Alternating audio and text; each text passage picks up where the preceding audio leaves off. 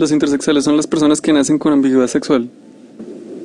Por ejemplo, pues es que hay que diferenciar el sexo, y hay discusiones médicas, y el sexo cromosomático, el sexo gonadal, o sea, porque uno puede tener, por ejemplo, el caso del XY0, que son en apariencia mujeres, con un fenotipo de mujeres, generalmente delgadas, altas, pero tienen unas características especiales, y es que, por ejemplo, nunca les llega la menstruación,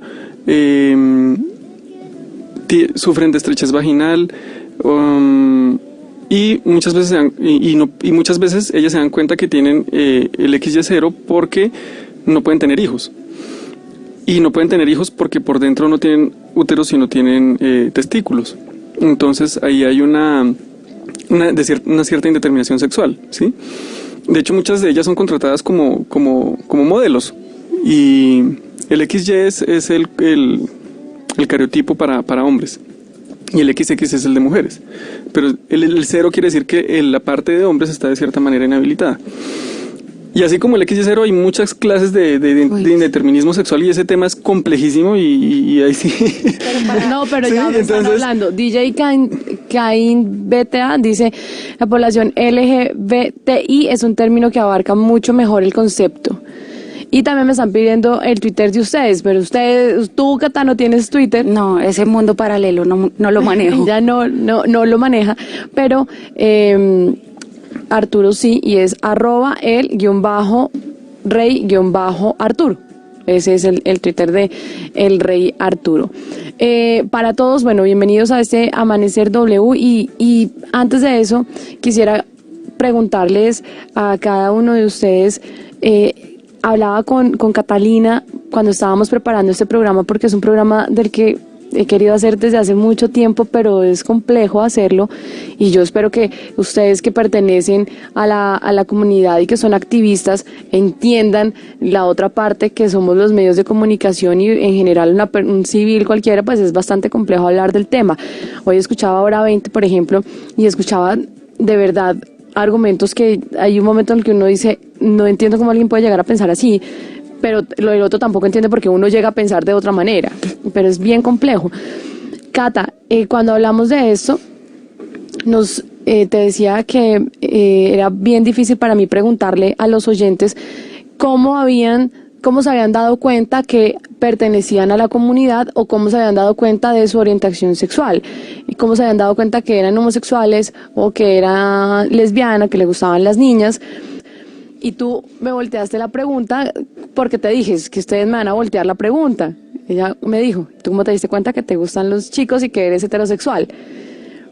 No sé cómo se aborda el tema, porque obviamente es bien difícil, pero con respecto a ustedes, o a Cata, empecemos por Cata, ¿cómo te das cuenta que tú no estás como las demás niñas, pendiente de los niños, sino que te gustan las niñas?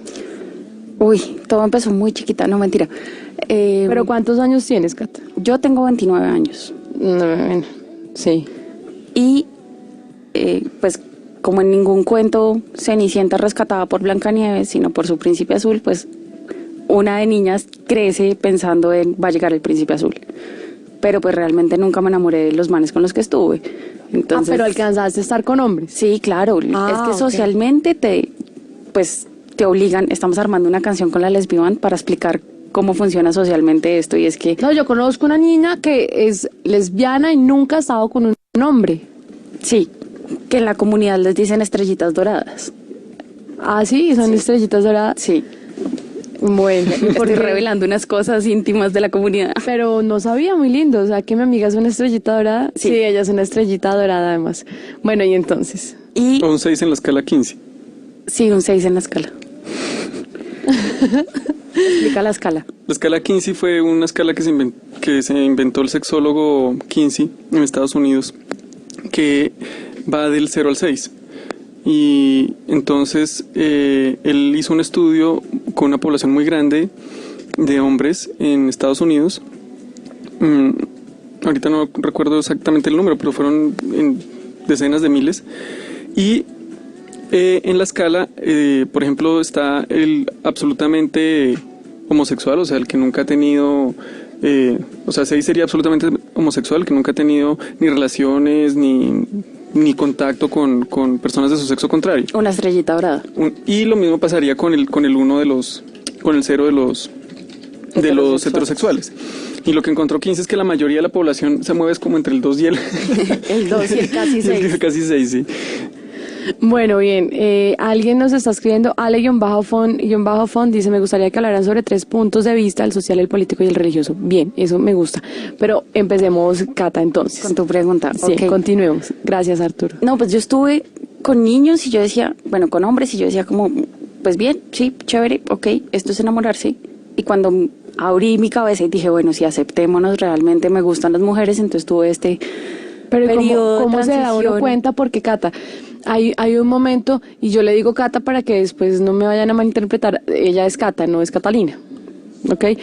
Pero, Cata, hay un momento en el que las niñas, y yo no sé si a los niños les pasa, y yo quisiera, si alguno nos habla y nos quiere escribir acerca de este momento de la adolescencia en el que a las niñas les llama más la atención estar con las niñas, les gusta más estar con las niñas y llega un momento en el que no sé si pasarán a darse un beso con su amiguita, pero y si algún momento se cuestionará, a mí, ¿será que me gustan las niñas? Que yo no tengo interés alguno en ningún hombre.